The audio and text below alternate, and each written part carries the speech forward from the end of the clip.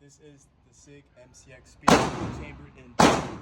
Let's take a